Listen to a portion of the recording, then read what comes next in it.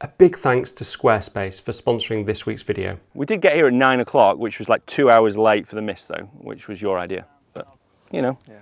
Maybe I deserve to lose. yeah, I think so.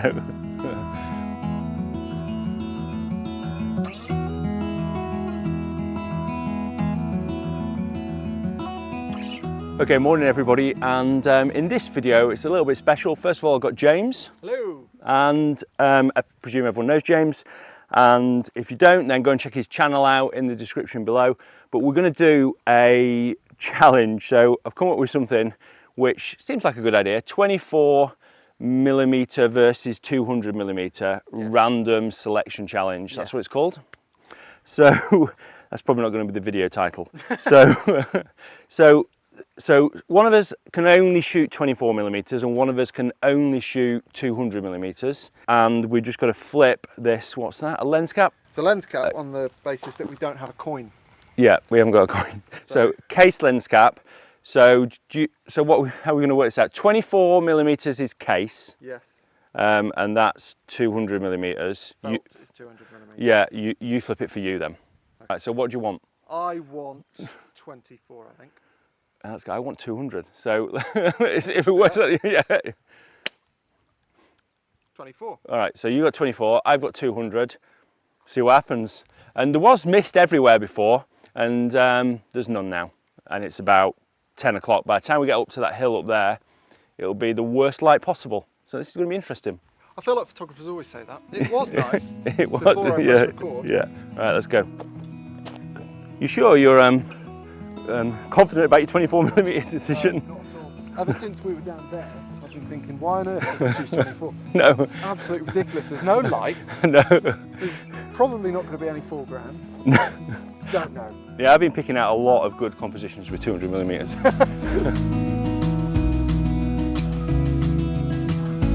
You far back enough?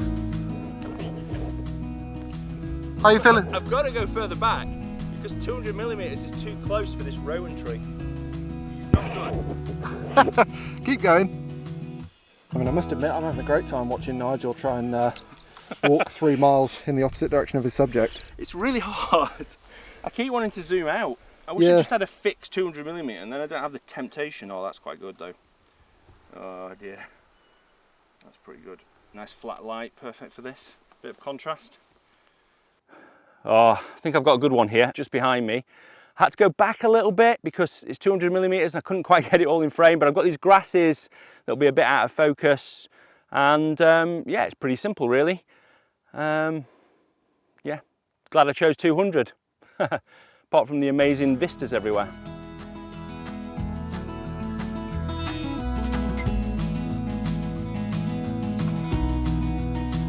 Right, well, the good news is that me picking 24 means I don't have to social distance from my subject.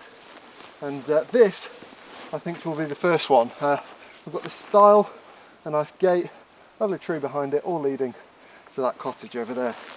I'm painting a picture, I don't know if it's particularly nice really. 24mm, I'll probably focus on the tree. F9, we'll see.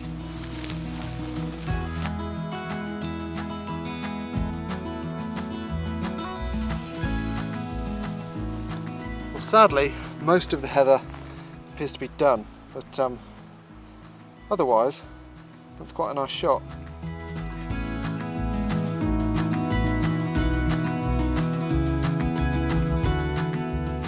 Good view now. Oh, the heather's still out a little bit here, but I don't care about that. That's all wide angle stuff. But that, for a long lens, as long as it stays, looks pretty epic.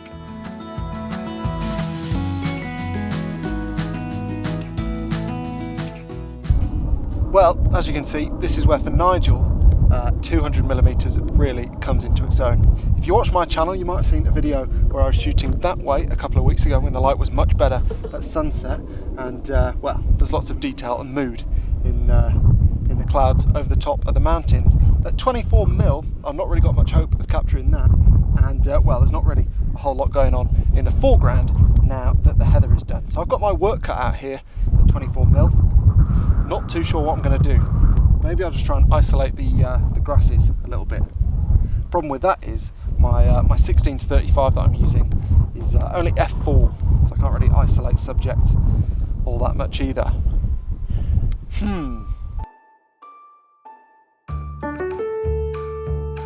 So I don't think James knows yet, but I've got a secret weapon, which is my apple, and it's definitely going to be the thing that helps me find a composition.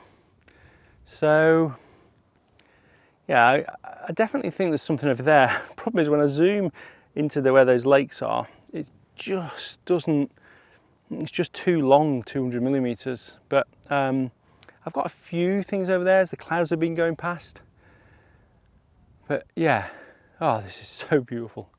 So nice to be on top of a mountain like this, just looking around and just waiting for things to change and just observing. Observation, most important thing in photography.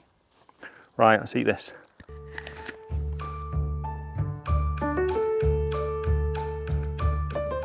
So we got to the top of the mountain. There's jets going through the valley all the time, so there might be a bit of noise, sorry about that, but it's an amazing view here of the sort of Snowdon Massif over there, and beautiful valley as well. Unfortunately, with my 200 millimeters, I can only see a tiny part of this just over there, but there's a little bit of atmosphere, so that is really good. So you may think, well, why do this? Why just constrict yourself just to one focal length? And I think sometimes there's too many options. Obviously, when you're trying to find a landscape, you're trying to find a composition. If you've got all the things that are spread out in the landscape, the rocks, the mountains, the light changing, and then you've got your focal length to change as well, that's just a no. And then you've got your focal length to consider as well, then it's just a lot of things, a lot of variables. So I often sometimes think about maybe not just shooting at one focal length, but just thinking I'm going to just shoot long. I'm just going to go and get some long shots. Maybe I'll just put my 70-200 on and pick things out rather than going with multiple lenses. Just restricting your choice can improve your ability to pick out compositions in the landscape, which ultimately improves your photography, which is what you want to do. But yeah, I've got to try and find a shot here, but the clouds are really nice behind. So I think, I'm not allowed to stitch a shot unfortunately, but I think just there in that valley there might be a nice composition. So I'll put my 200mm lens on and I'll show you what I found.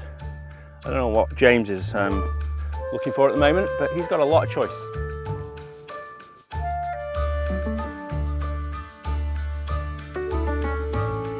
You got anything? Not really, to be honest.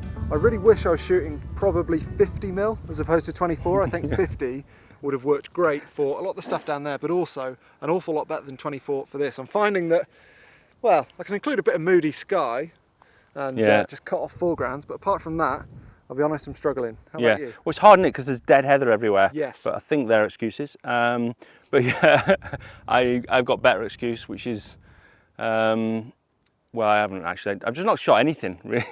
No, I got a reasonable shot over there, but 200mm are really long. Yeah. I've got the opposite thing, but I think I found some things, and I actually got quite a nice shot of these grasses close up. So it's not like you sort of look differently, I think, don't you, when you're restricted in a way. So I got a shot of some of these grasses. It just looked nice with them blowing in the wind. So I did a bit of a slower speed, and I think it looked pretty good actually. I did see you doing that, and I was quite impressed because I think I'd have been just focused on Tryfan and the low-hanging cloud. So well done for looking outside the obvious. Yeah, well, I was actually thinking about video when I did that, and then I thought, because I've always like got two caps on really, video and photography, and I was thinking, actually that would be a nice video B-roll. And I thought, oh no, I could take a photo of that.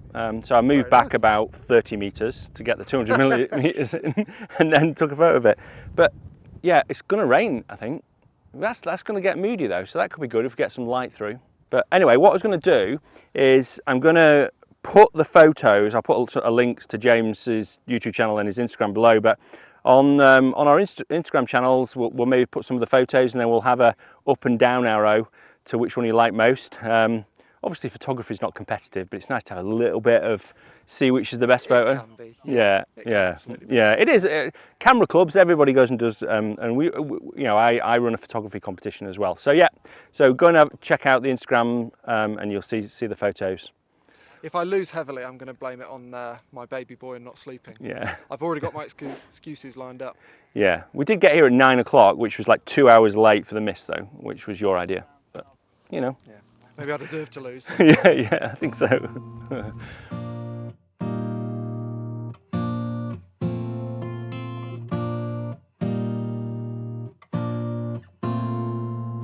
Right, well this rainstorm is coming through, as you can see. Rainstorm, is that the saying? It's probably not a storm, but it looks quite nice. And there's a tiny bit of blue sky just up here, don't know if you can see. So I'm hoping now that 24mm is actually wide enough for what I've got in mind, rather than being too wide. It is just. So I've got a polarizer on, I'm underexposing, and I'm trying to make sure I get a really nice blue sky right at the top of the image, and at the bottom is the valley with a tiny bit of light right in the middle of it.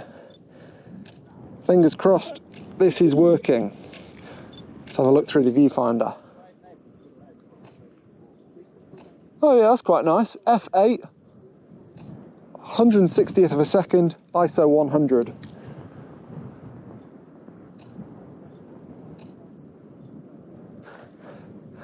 Finally, something that I think might constitute decent.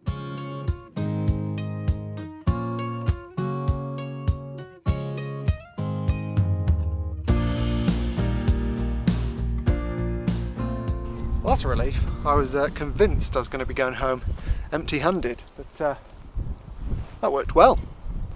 Right, looks like James has probably hit jackpot with his 24mm. That rain cloud that just came through there was pretty amazing.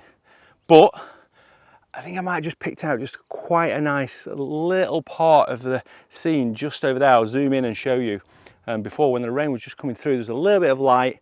My 200mm was just what I wanted, and yeah, it looked pretty amazing. But there's lots of little pockets of light changing the landscape now, so I'm just trying to sort of pick them out, look at symmetries, look at how shapes sort of reflect to each other in the landscape, and I think it'll look pretty good. We just need a little bit more light on the land, and that will really help. This is good fun.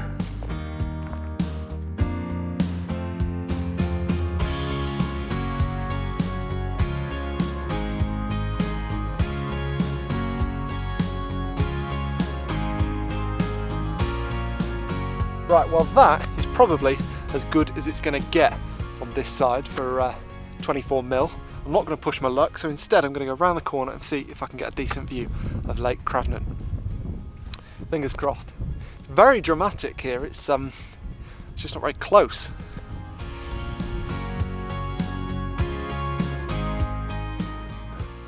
Hopefully you can just see over there a sheep just on the top of the rock, and well, it'd be wrong not to take a sheep with my 200mm lens, especially when I'm shooting something with James. So I've got a picture of the sheep.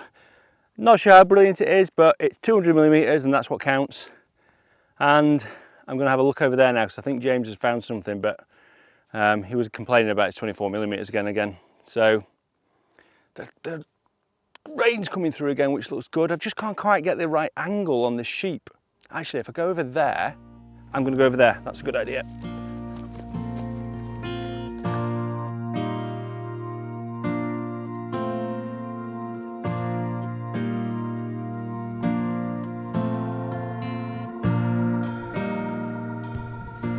Well, I mean, 2 weeks ago, with the heather in full flow, this would have been lovely, but yeah, it's all dead. Why did I choose 24? I know I didn't choose 24. I said that my preference was 24, and then I just ended up with it. But yeah, no idea why. Right, okay, I think the final shot, the shot that I think is going to be the winner. This mountain behind me that you can't see now as it's in cloud, which is why you've got to be fairly quick, especially with changing conditions like this. There's been so many different compositions come and go. But yeah, so this mountain just appeared in the cloud, but there's cloud below it and cloud above it, so it just looked like it was floating in the sky, and I thought that looked quite good. Perfect fit for the 200mm, no cheating. So that was good. So I took a picture of that. I think that's it. Can't wait to see James's photos.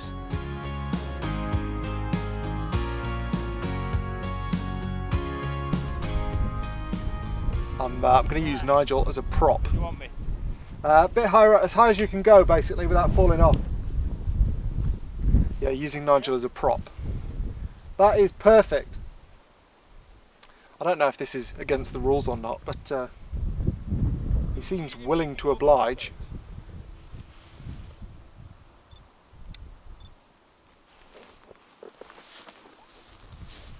Looking that way would be ideal. Have you got room for your legs to move that way? Or Looking in my camera? yeah, I mean, I'll be honest, you're at 24mm, so Yeah, okay. that'll make a huge difference. Lovely, thank you.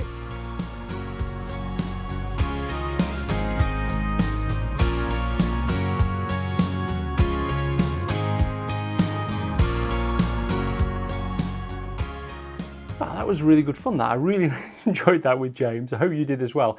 I just want to show you a couple more photos, but before I do that, I just want to thank Squarespace, who have sponsored this week's video. As you know, Squarespace are an all-in-one platform for your website and your domain, and they're just amazing if you want to just set up a website really simply, which is great as a photographer when you want to showcase your photos. And if you want to sell your photos or your book or your calendar or your prints, then you can do that through the Squarespace platform. So make sure you check out Squarespace. You can go to www.squarespace.com/Nigel. You can get 10% off, or you can use the offer code Nigel. Okay, so yeah, I just wanted to talk a little bit more about it and show you another photo or two. So this is the first one, which is James. And yeah, that's one thing that a 200mm lens is just so good for, especially at f2.8, where you can just have something out of focus in the foreground and just get a portrait like I've got here of James watching one of my videos on how to shoot a 24mm lens. But it's really good for that. I got to admit, I did struggle. James struggled as well. When we were just constrained to those focal lengths, we definitely struggled, which is why I always go with the zoom lens and have multiple focal lengths. However, I think that it's a good thing to do because it made me think a lot more about the composition. I think it improves my creativity a little bit. I'm definitely going to go and do it again. I'm probably going to do it when I walk pebbles in the woods and just take one of my primes that I use for videography and see what I can get, because I do think restricting what you can shoot with, actually helps you be a little bit more creative. So yeah, I took this shot, and then I also went on the way down, took this shot here of this tree. I wanted to show this because I quite liked it, but I also took another shot which I liked even more, but I just didn't quite get the composition right. Let me just grab that, which was this shot here. And in this shot, I feel like if I'd have just moved to the right a little bit and got that tree in a little bit better. Now, I have to admit, this shot was taken at 72mm, but it's my video channel, so I can do what I want. And anything that James did take at 24mm are totally excluded. But yeah, what I will be doing is I'll be putting these photos on my Instagram to people to vote which one they like more, the 24 or the 200mm by me and James. Check out James's Instagram channel. Also check out James's YouTube channel. He's got a fantastic YouTube channel. It's really funny as well. He's a great videographer, photographer, and comedian. So go and take a look at his channel. Okay, thanks ever so much for watching, and until next Sunday, bye. I've gotten jealous, so got my own 70-200 out. Waiting for Shabod to reappear.